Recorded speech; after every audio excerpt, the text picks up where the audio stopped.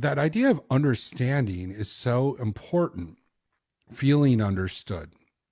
And the reason why is that's where hope comes from. Mm. And here's what it is. And this ties in with the man ahead of me. When Mario shared his story, or another friend of mine, I was thinking of this man ahead, John, a friend of mine, when they share their story and they are able to accurately explain how they're feeling, what was their thinking, what they did, and it sounds like me, okay? Mm. I feel understood, right? Me too. Right, right. Me too. Like I understand. I hear your story. I understand. It's why podcasting worked really well, right? Me telling my imperfect stories helps Mac in Colorado understand his unperfect story, right? Understood. Yep.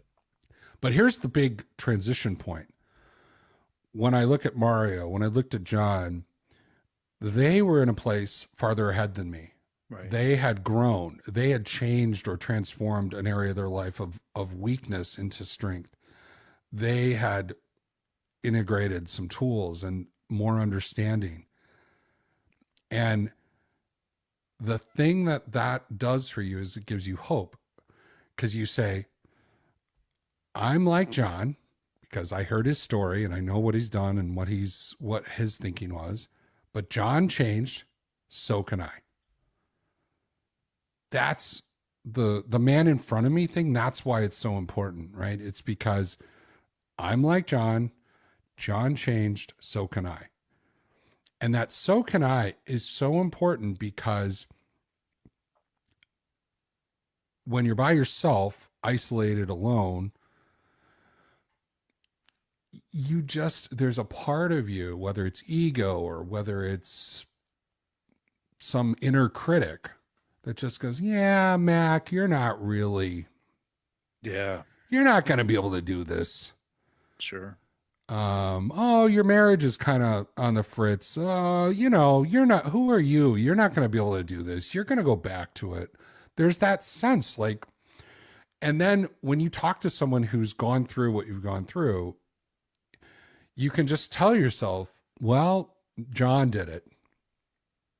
You know, like if I know nothing else, I know he did it. And so there's got to be a way for me to be able to do it because I'm like him. One thing on my podcast, I try to say over and over, and I don't know if guys believe it anymore. I really loved porn. Like and I had the same things like you. I did binge and purge, and I never felt good about it in the sense of like, I wasn't one of these guys who was just like, oh yeah, porn's great. I just have all these, videos. Look at all my videos. I wasn't like that. I always hid it. I always felt like it was a secret. But inside it, when I'm watching it, when I'm searching for it, it's like the greatest thing in the world to me. Mm-hmm. And I haven't engaged with porn. I think it's since 2011 now. And even then it was a couple years of sobriety intermits before that slip. So we're talking, I haven't really engaged with porn in probably, 15 years Yeah. on any consistent level or even at all. And yet I still know if you strap me down today and made me watch it, I wouldn't be like, oh my gosh, that's disgusting. Right. I'd be like, this is, it would still be pretty great. And so, but it took over everything, right? Obsessive thinking. I made really poor choices. It started having consequences on my marriage. And it made me feel on the inside like a piece of crap. Like, one thing I realized, one of my last relapses, actually a big relapse. Probably it was like in 2005 or 2003 or somewhere in there. It was a big relapse. That relapse just uncovered that I had this belief that I was unlovable. Mm. And what I realized was that one of the things that porn, was trying to escape with porn, was the feeling that I was unlovable, or the belief that I was unlovable. And so whenever things would happen where I would feel disappointed or rejected, that unlovable lie would creep up, and then I'd want to get as far away from it as possible. And what makes me feel more loved, affirmed, accepted, nurtured, cared for than porn? It's so it's so tied in with that kind of feeling. And but like most addiction, you know, once it's done, I feel even more of the thing I was trying to escape. The unlovable lie Right. was even more. So I realized I was actually agreeing with the lie that I was unlovable every time I grabbed porn. Wow. Yeah, that's profound. Yeah. I wasn't just feeling unlovable. I wasn't just sort of believing I was unlovable. It was, or I wasn't feeling it. It was, I was agreeing with it. It's like I was basically saying internally, I'm unlovable and I need this external thing, porn, to make me feel good enough. And I can still see that temptation today. Not so much to look at porn, but that temptation to agree that I'm unlovable and then try to grab for something, whether it's your affirmation, whether it's my wife's uh, affirmation, or a woman at church, or something on TV. I feel like there's always a part of me that's trying to sneakily get that need met. Hmm. And so I have to really work hard at going, I'm not going to treat myself as unlovable. I'm not going to agree with this. I'm going to call it out when I see it. I'm going to check it in with John, who, by the way, I still get together with every 2 weeks. We rarely ever talk about porn or porn behaviors anymore, but we're always talking about sneaky ways of trying to get needs, things that are coming up for us, things where we're growing, challenges in our life. We're always sharing those things. But anyway, I've been talking a lot, so I'll turn it back to you.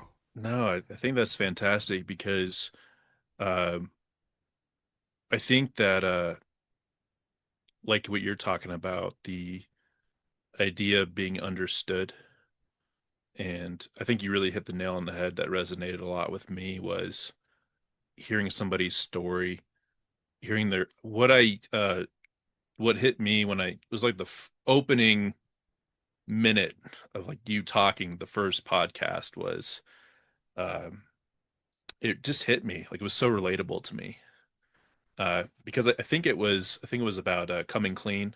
I think that might be the title of it. But to me it just hit me so hard like being like, oh my gosh, like he's saying exactly the things that I'm feeling right now. And having that understanding that someone else is going through it, and then like you're saying there's somebody else ahead of you, like you're saying you've been sober for over a decade, and that's you're somebody I can look ahead at and say, hey, I can do that too. I can be like Matt, you know. And I think, but it's that understanding, and I think the thing that you just said about how like I love the porn experience. I think that's something as well that maybe not a lot of people like want to admit, but I think that is like a big part of it. It's very it sucks you in, like it's got its hooks in you. Uh, I call it a lot that porn is like a vampire. I did a podcast on that, and something that you see in the movies when someone's being fed on by the vampire. Sometimes it's like they have like that pure ecstasy, like when they're feeding on their neck, like you're being sucked dry. But while you're being sucked dry, you're having this feeling of uh, deep, immense ecstasy almost. That's how I would describe it for me. But then, like you said, once you realize that, hey, it's kind of becoming a self-fulfilling prophecy. For me, my thing was always that I don't have any value. So kind of similar to, I think, the unlovable, but I've talked about it before. But the thing that really locked in, I think, the my relationship with porn was my dad struggled with drinking. He was never abusive or anything like that, but he was just distant. And it was around the time I was going into high school, and my dad played college basketball, and I wanted to follow in his footsteps. And it just seemed like every time there was some big event or hey, I'd get home from school or from practice, he would just be on the chair kind of slouched. And right when I would know that he was drunk, I would just go straight to the basement where my room was and I would just go straight to the computer and go to porn. So it was like my coping mechanism whenever uh I felt like my dad valued the alcohol more than me. So I'd go to the porn. And it really took me realizing that to break free of it, of realizing, and for me, it was actually through doing EMDR therapy with my Mm. therapist. It was kind of nuts. It really like unlocked a lot of memories for me, core memories. Uh, but I think that's an important thing in recovery, right? Is like you're saying, is to be really honest of like, okay, like why am I going to this? Like deep down, like what's the root of it? Like why do I go? Like what am I getting out of it? And I think oftentimes people kind of just pass it off as, well, I'm a man and I need a, I have sexual urges. Like that's what I hear all the time is, I just need to release some stress. But it's like, well, what's deeper than that?